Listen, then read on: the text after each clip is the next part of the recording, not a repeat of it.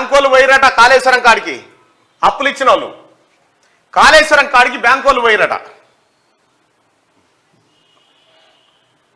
Okay,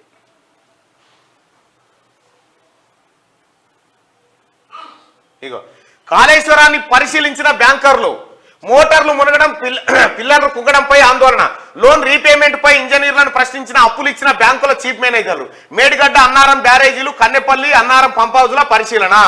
ఈ కాళేశ్వరం కడితే bank వాళ్ళు అప్పించిరుగా, మన బాధాల పోసేట్టు ఏం చెప్పిండు వాళ్ళకు, నీ అమ్మ నీ బిస్లరీ వాటర్ కంటే మంచి వాటర్ తోటి పంట పండిస్తారా నాయన, ఈ ఒడ్లు పిరం ఉంటాయి, ఈ మిర్చి ఎక్కువ కాముడు పోతుందని వాళ్ళని మాయమాటలు చెప్పిండు, మత్పరిచ్చిండు, అప్పులు తెచ్చిండు. ఇచ్చిరు ఈ బ్యాంకర్లు ఏంగానే ఏమైంది, ఇవి గుంగిపోయి ఎక్కడిదక్కడ ఎల్లెంకల పడ్డది. మొన్న ఏం చెప్పిండు కేసీఆర్, కాళేశ్వరం అప్పు తీరిపోయిందని, కాళేశ్వరం అప్పు ఎప్పుడో తీరిపోయింది అన్నాడు. కాళేశ్వరం అప్పు ఎప్పుడో తీరిపోయిందంటే బ్యాంకు వాళ్ళు ఎందుకు వచ్చినట్టు మళ్ళీ ఇడికి అప్పు తీరిపోయినాక?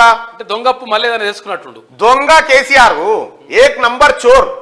ఇక్కడ మోటార్లు మునగడం, పిల్లర్లు కుంగడంపై ఆందోళన, లోన్ రీపేమెంట్ పై ఇంజనీర్లను ప్రశ్నించిన, అప్పులు ఇచ్చిన బ్యాంకుల చీఫ్ మేనేజర్లు, మేడిగడ్డ అన్నారం బ్యారేజీలు, కన్నెపల్లి అన్నారం పంప్ హౌజ్ల పరిశీలన.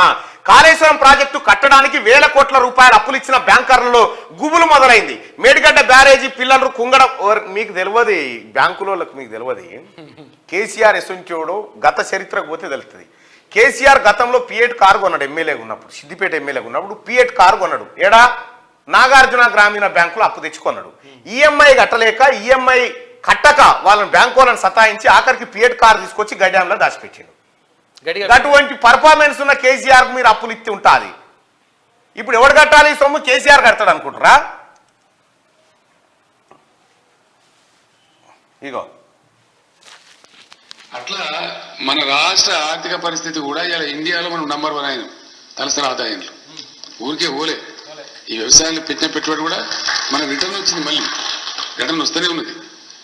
80,000 కోట్లు పెట్టి కాళేశ్వరం ప్రాజెక్ట్ కడితే ఎప్పుడో తీరిపోయింది దాని బాకీ. విన్నారు సార్, మీకు అర్థమైందా? కాళేశ్వరం అప్పు బాకీ ఎప్పుడో తీరిపోయిందని చెప్తున్నా. కాళేశ్వరం బాకీ మళ్ళీ ఏమైనా డౌట్ ఉంటుంది సార్, మీకు అర్థం కాదు. రిటర్న్ వస్తూనే ఉన్నది. 80,000 కోట్లు పెట్టి కాళేశ్వరం ప్రాజెక్ట్ కడితే ఎప్పుడో తీరిపోయింది దాని బాకీ అన్నాడుగా సార్. అన్న తర్వాత ఈ బ్యాంకు వాడు ఎందుకు వచ్చినట్టు సార్ ఇడికి? మళ్ళా కాళేశ్వరం అప్పు తీరిపోయిందని చెప్పిండు, మళ్ళీ బ్యాంకు వాళ్ళు ఎందుకు వచ్చినట్టు ఇడికి?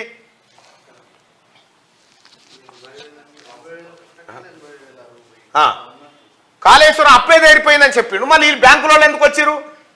అయిపోయింది మీ బ్యాంకుల పని. నీరవ్ మోడీ, లలిత్ మోడీ, కేసీఆర్ నీకు తెలుస్తలేదు. మీరు ఇప్పుడు వచ్చి జనం మీద, ఇప్పుడు దరిద్రం ఏంటంటే కేసీఆర్ అంటోడు మన తలకాయలు తాకట్టు పెట్టి ఇవన్నీ తెచ్చి కొంప ముంచాడు.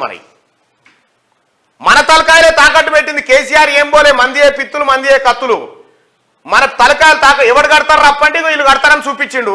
నువ్వేం కడతారంటే నేను కాళేశ్వరం కడతా, వీళ్ళకు సంపద వస్తుంది, వాళ్ళే కడతారు నీకు అప్ప చెప్పిండు. సంపదలే లోటపీస్ లేదు, కాళేశ్వరం కుంగింది, ఒడిచిపోయింది, కాళేశ్వరం పని అయిపోయింది. ఒక్కొక్క ప్రాజెక్టులో, సీతారామ ప్రాజెక్టులో 20,000 కోట్ల రూపాయల కుంభకోణమైంది. ఇప్పుడు బ్యాంకులలో వచ్చిన ఎత్తుకుతుకు ఈ బ్యాంకులలో కూడా ఈ బలగొట్టాలి. ఓ దొంగకు లంగాలకు ఎట్టిస్తారా మీరు అంటే మాది కూడా తప్పే. మరి మీరే గెలిపించారు కానీ దొంగనని మీరు అంటారు. గతంలో కాదు, రైతులకైతే 1,00,000 ఒక సాధారణ ఇప్పుడు ఆయన పోయి బ్యాంకులో లోన్ కావాలంటే నీ పాన్ కార్డు తీసుకురా, నీకు సిబిల్ స్కోర్ ఉందా, నువ్వు ఎట్లా కడతావు, నీ ప్రాజెక్ట్ ఏంది, నీ డిపిఆర్ ఏంది, నీకు పైసలు వేయడానికి వస్తే ఇవన్నీ అడుగుతారు. మరి దొంగకి ఇచ్చేటప్పుడు అడగరా మీరు? 80,000 అప్పు ఎప్పుడో తీరిపోయిందని ఇట్లా నోటి మాట అని అవతల పడి తిరిగి ఆడబడి ఇప్పుడు పోయి ఎవడు అడగాలి? ఇక చూడు ఎట్టెట్ట తెచ్చిండు అప్పులు.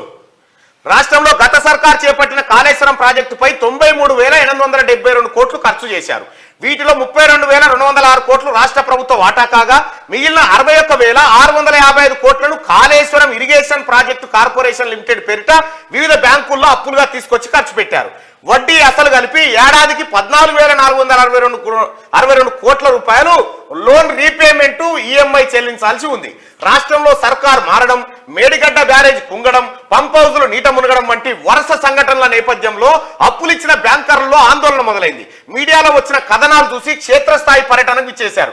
శుక్రవారం ఉదయం 6 గంటలకే హైదరాబాద్ లోని జలసౌదా నుంచి 3 వాహనాల్లో నేరుగా భూపాలపల్లి జిల్లాకు చేరుకున్నారు.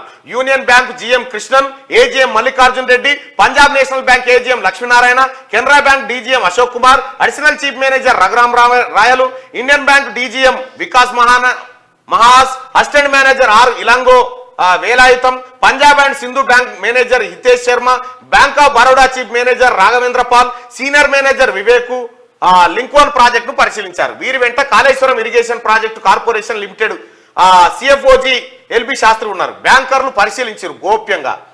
బ్యాంకర్ల క్షేత్రస్థాయి పరిశీలనను సైతం ఇరిగేషన్ శాఖ ఇంజనీర్లు సీక్రెట్ గా నిర్వహించారు.